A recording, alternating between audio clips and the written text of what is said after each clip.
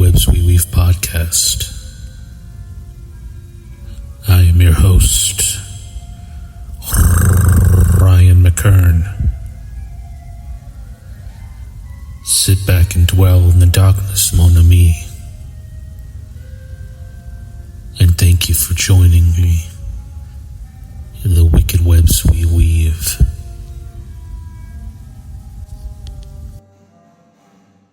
The Rising Sun Hotel. This story comes via NewOrleansHistorical.org. Written by Alana Moore and Charlotte Wilcox. Edited with research and support from University of New Orleans Department of Anthropology.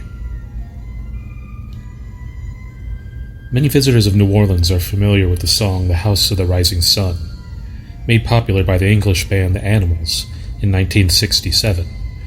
The song itself has roots far back in English folk balladry, long before associating with New Orleans.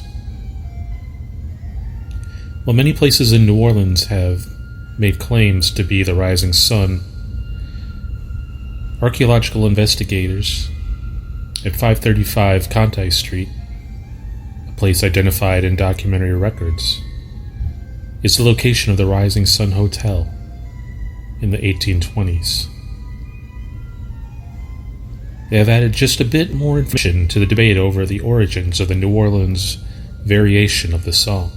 In 2005, an archaeological investigation took place at 535 to 537 Conti Street as a joint project between the Historic New Orleans Collection, Earth Search Incorporated, led by Dr. Shannon Doughty, according to the census records and other archival data. Multiple renditions of boarding houses and hotels exist on the site for the latter part of the 18th into the 19th century. While the association of the lot with the rising sun garnered the most attention, archaeologists identified material remains of a rich history spanning many eras of occupation on the site. Doughty and her team found Native American pottery shreds and layers predating the French settlement of the city, thus providing dire excavation for indigenous occupation of the natural levee in the French Quarter area. While there is no record of Native American accompaniment in the area, Iberville's journal notes that members of the Gunplatza village would walk from the mouth of Bayou St. John to the Mississippi River as a connection to Lake Pontchartrain, presumably passing by the site. The first recorded French occupation of the site dates back to the early 1750s. The Mandeville family owned property, and it is believed they used the site as a garden based on the abundance of the organic materials found during the excavation, including crushed shell and coral, used as fertilizer. Census records from the 1726 indicate that Mandevilles enslaved 2 African people and 1 Native American person while they owned the Conti Street property. Archaeology from this period has been used to inform researchers about the subsistence patterns and sustenance in the early French colony. 1760 to 1820, the Chabot women and the first Rising Sun Hotel. Between 1760 and 1790, the house switched ownership multiple times, and the property was subdivided into lots, which were later rejoined in 1791. A man named Louis McCarty purchased the property and all extant substructures, but a fire destroyed it in 1794. Following this fire, a wooden structure was rebuilt, and the property was sold to an Irish immigrant woman named Madame Margaret Clark Chabot, shortly after her French husband died. The title transfer document from August 22, 1796 states that Miss Chabot was illiterate when she purchased the property, already owning the materials needed to run a boarding house, including multiple walnut tables, 5 dozen chairs, and 25 new mattresses. Miss Chabot owned the property for approximately 28 years, and under her management, the boarding house shows up in a number of historical accounts. In 1821, L.S. Hotchkiss and Company purchased an advertisement in the Louisiana Gazette for Rising Sun Hotel on Conti Street. The ad claims that the new Rising Sun Hotel would maintain the best entertainment, which this house has enjoyed for 20 years past, referring to Chabot's period of ownership. With the modern association of the Rising Sun with prostitution, some of the language of the ad sounds suggestive, as it states things like, "Gentlemen may here rely upon finding attentive servants." However, Rising Sun was actually a common name for taverns in the 18th and 19th century. The Rising Sun Hotel burned to the ground in a catastrophic fire in 1822. It was replaced with a new and more upscale brick house hotel, referred variously as the Richardson Hotel, the Conte Hotel, and the Veranda Hotel later. The building was reused for various commercial ventures, before falling into disrepair after another fire in the late 19th century. The different fires affected the lot made it possible to strategically separate different periods of occupation at the property in some detail. Artifacts from the 1822 Rising Sun Hotel fire were of particular interest, as they included fancy glass tableware, wine bottles, items of jewelry and personal adornment, and numerous tin enameled rouge pots of gallery pots. Such items initially suggested that there might not be connection between the hotel and sex work, as high incidence of rouge pots were elsewhere been associated with brothel as assemblages. However, other corroborating historical evidence is lacking, and Dottie and Weighing have noticed that the cosmetics like rouge was associated with angle and dandyism, as with women in the 1820s. As the aforementioned article stated, many hotels and businesses and homes in the Conte Ursulines area have claimed to be the inspiration and starter for the House of the Rising Sun legend. With now, as we talk about another hotel that also shares this story, a hotel using the Greek Revival architecture accents, but a Creole townhouse structural foundation.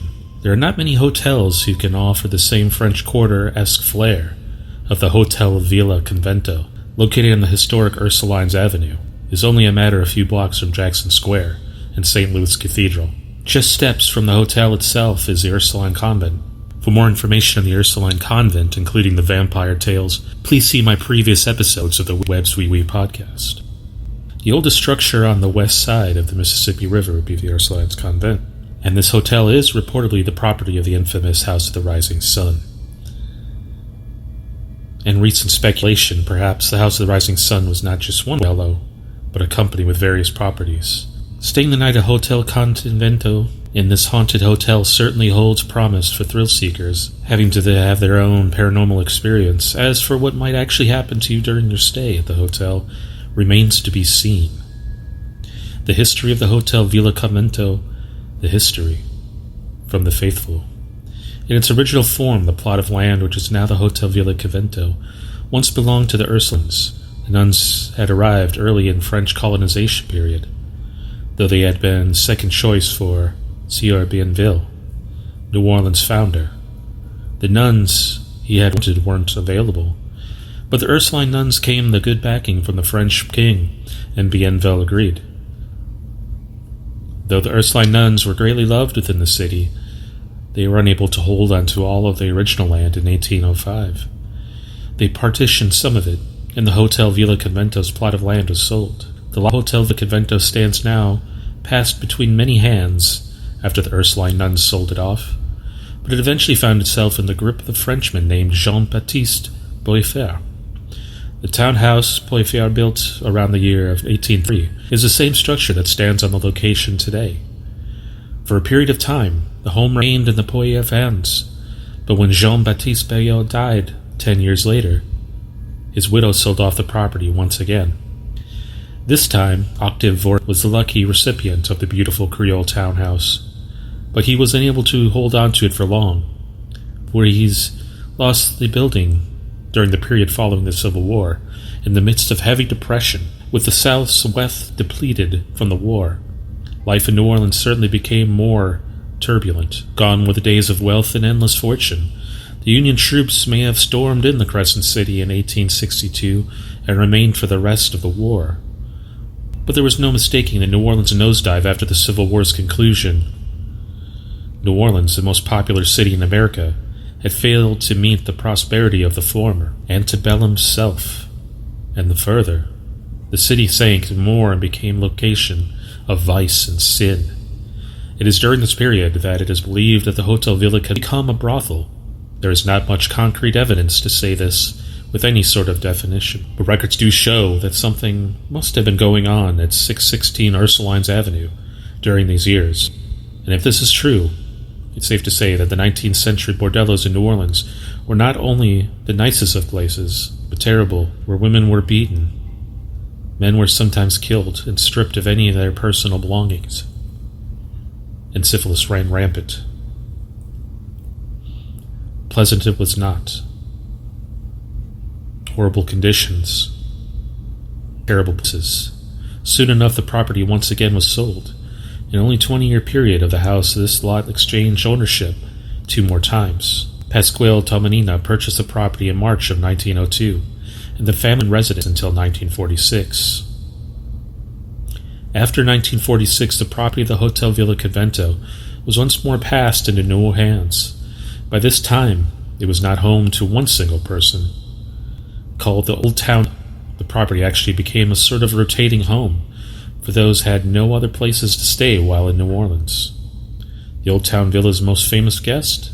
Jimmy Buffett. While at the hotel, he stayed in room 305, which today is unofficially known as the Jimmy Buffett Room. It was not until September of 1981 that the property would once more move on to a new owner. This time, the Campo family purchased the building. The ancestors of the Campos had actually arrived around the same period as the Ursuline nuns, but from the Canary Islands, called Las Islas, here in Louisiana. Large quantities of people from the islands flocked to New Orleans in the 18th and early 19th centuries.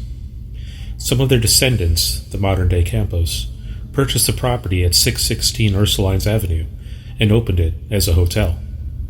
Today, the Hotel Villa Convento is known for its cozy and quirky atmosphere. Walking through the hotel, it is easy to see how the structure was once a family residence. Each of the 25 guest rooms come with a beautiful view, whether that be of the interior courtyard, looking out into the gardens of the historic Boygaud Caye's house, or the Ursulines Convent, or taking in the stunning downtown New Orleans skyline. For one of the key employees' hotel accounts, rooms 302 are the personal favorites. In fact, the employee at the hotel actually is a repeat guest before she and her family moved to New Orleans, so she could take the position of the hotel. It's a dedicated love that the hotel doesn't stop with just this employee. Another one of the employees did the exact same thing. The Hotel Villa Convento fosters a family-like establishment where the staff enjoys learning about the guests and asking about their day. Please do visit the Hotel Convento. It is a beautiful place on Ursulines Avenue in the French Quarter of New Orleans. And now let's get into the paranormal as we discuss the ghosts of the Hotel Villa Convento. The Hotel Villa Convento is said to be haunted by the ghost of one of its former madams. The brothels in particular tend to be the hotspots for hauntings of ghosts, thanks to all the negative energy, death, and other types of tragedy. Guests staying at the hotel have reported hearing knocking on the door, and as Emily, a hotel employee, explained, madams were known to knock and alert the couple inside that their time was up. Strangely enough, the madam's spirit makes herself known to the men who stay at the hotel more frequently. There have been reports of couples doing the deed, if you will, when the man rolls over, only to find an apparition of a woman dressed in all black staring at him from the side of the bed. The husband almost always stops, gathering his wife's attention as he points frantically at the apparition. But the wife can never see the madame, a ghost, or otherwise, and no doubt the husband is left feeling a bit out of sorts. Another account is a man staying at room 301. using the restroom during the middle of the night when he heard a distinct word saying, "Hey baby," whispered in his ear. His panic was acute, momentarily paralyzing him before he launched up and hurried to where he had slept. The words were clear as day, and the voice, well, he'd heard the voice before, apparently when checking in. The man was convinced that he had heard a woman's voice say his name when he stood on the front steps of the hotel smoking a cigarette. But his wife had been inside by the front desk, checking in with him.